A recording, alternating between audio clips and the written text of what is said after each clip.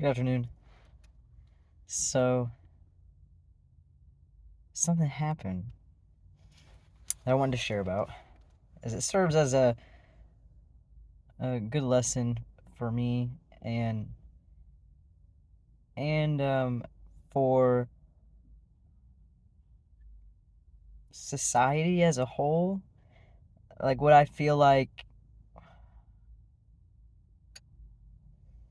we're working towards at a collective level. Um, that will make more sense as I continue my story.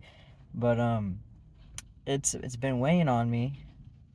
So I was volunteering at the thrift store, and the day was fine and dandy. And then a customer came up and she made me really mad, like real mad. And like um, so she has like a rolly chair in her cart, and um, and she goes, the furniture here is crazy. And she was like, there was a love seat that was like $88 or $80, something like that. And I was like smiling. I'm like, yeah, good stuff back there. She's like, well, like there was like confusion. And like the lady I was bagging, and there's a lady like at the register, and she's like, is that good to you? She like kind of like asked, like posed a question to her, and she said, she was like, no, I don't think so. She's like, this is a thrift store, and she's like, they got this for free, and I was like, those are usually like $200. And she's like, that's whenever she was like, they got it for free here. And it's $88. And and I was like, and I just looked at her and I was like, oh, I'm sorry. I'm sorry about that. I didn't know what else to say.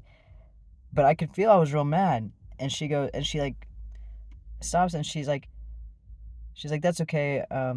She's like, I got this chair for only $10, I think it was.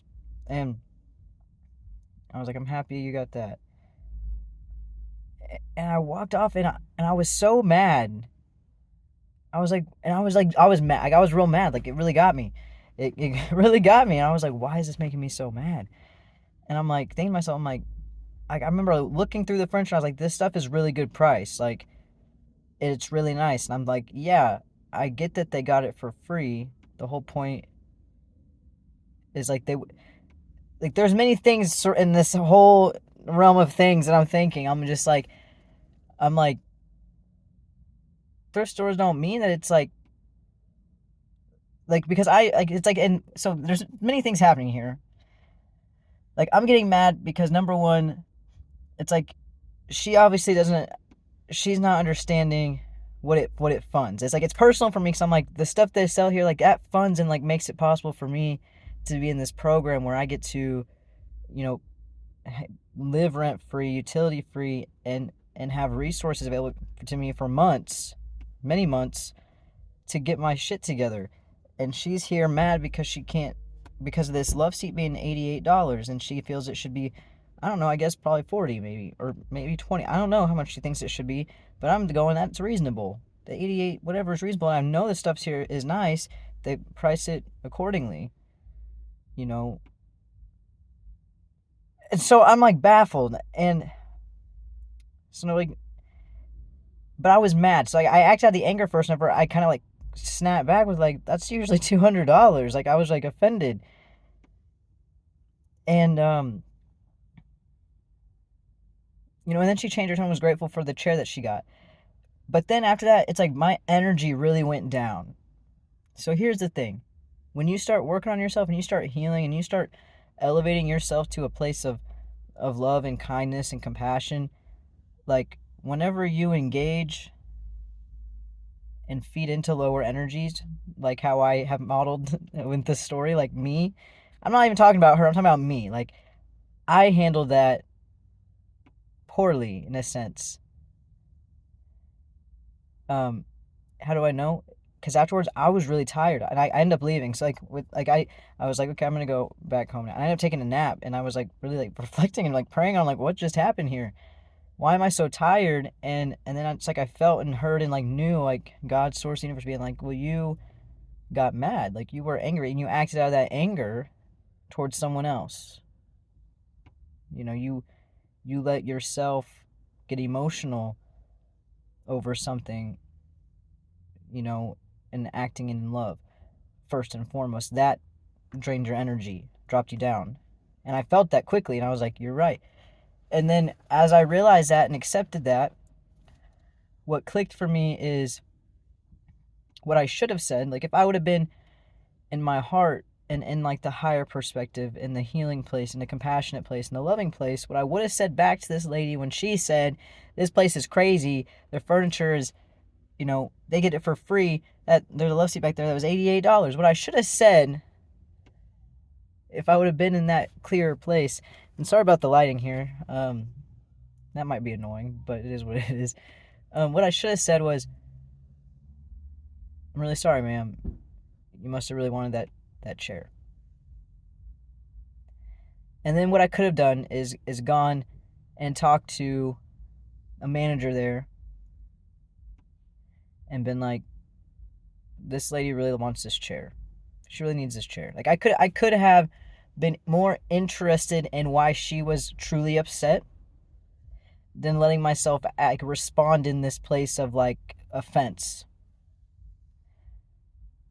Because what I know when I'm not in that place of my emotions in my own personal whatever, what I know is that we get upset about things to cover our pain, like our sadness, our shame, our embarrassment.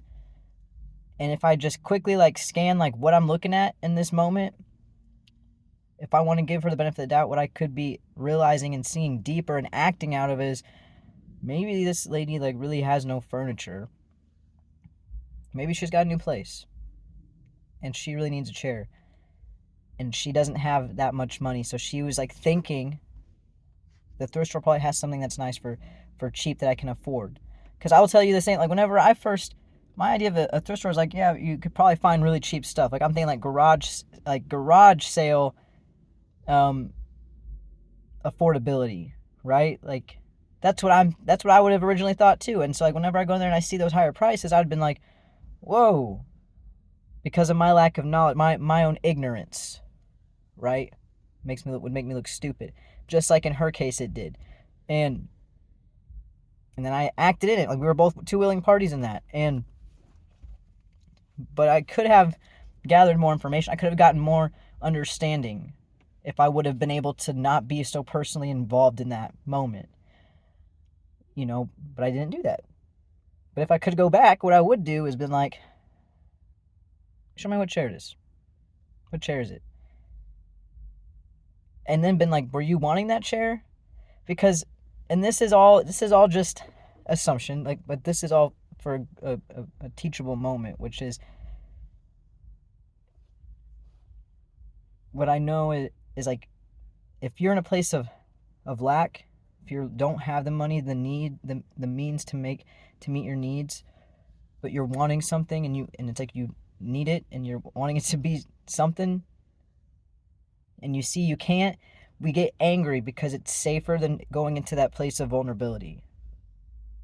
That's the whole thing that I've been learning as I've been healing and like looking within and like looking at me and looking at how my relationship's gone is seeing that my anger and my frustration is it's like defensive. It's like when you make yourself seem bigger to feel safer. There's a lot in that, but so it's like if I was to put myself in her shoes without even asking or like knowing things, like what I would have assumed is she probably really needed that, really wanted that, and she had to settle for the rolly chair because it's what she could afford. And instead of her being able to feel safe enough and worthy enough to come talk to, you know, a manager or somebody that worked there and been like, can I tell you a little bit about what I'm going through? Like I'm really struggling, and I for some reason thought it'd be cheaper to come here. And to be honest, I'm a little bit ashamed about the place I'm in. You know, it's like if she would have opened up, that would have been a moment for another one's heart to open up and been like, let me take half price this for you. Because I feel like they would do that. They would have done that. I mean, just earlier, that man walked in. He was like, I just got out of prison yesterday. He's like, I heard that I could come here and maybe get some clothes. And I'm pretty sure they gave him some clothes. And here I am being salty with this lady, but because and that's why it's hard to be kind and compassionate, is because until we've healed ourselves and been compassionate with ourselves and realize like why we're getting angry and getting so mad and so defensive and really address that, it's hard for us to not react to another person's pain with more pain and anger, because we're not seeing that they're not actually angry, they're not actually upset, they're feeling ashamed, they're feeling worthless, they're feeling undervalued, and they're feeling scared. And so what comes out is this anger. It's a way to self-preserve versus going into, because I mean, look around the world, like this place doesn't feel emotionally safe to majority of Americans, whether or not they want to admit it. So wanting to open up, like it's a threatening place. It's like you open that and you become a target. You become like, oh, it doesn't feel safe, is what And so it's our job individually, is like we're trying to heal so we can be more compassionate with people around us. So whenever they're acting out of hurt and out of anger and fear, and they start going into like self-preservation and defensiveness and barking versus like being vulnerable, we're able to respond to what the truth is. The truth is they're scared. The truth is they're hurt. The truth is they're fearful. The truth is something else besides this rage and this anger. That's never the truth. And I know that because I've worked through a lot of my own anger and realized like I wasn't angry. I was sad. I was hurt. But I didn't know how to express that without feeling like it would have been pointless to express that. And so,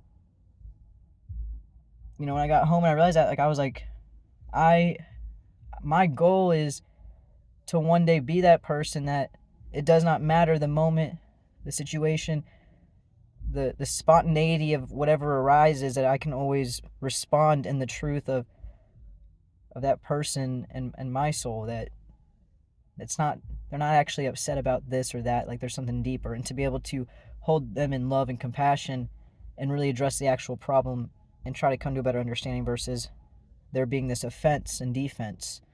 And so today I really just saw like, the place I'm in, like the stuff I'm still having to work on, like it's about pausing. Like I reacted. I didn't respond, I reacted. And so that's all. I need to go grocery shopping now, but I just had to get that off my chest because it was really insightful to me, and it really helped me understand just the separation we experience as a people together, and the little things that can make a difference. So here's a midday video. Farewell.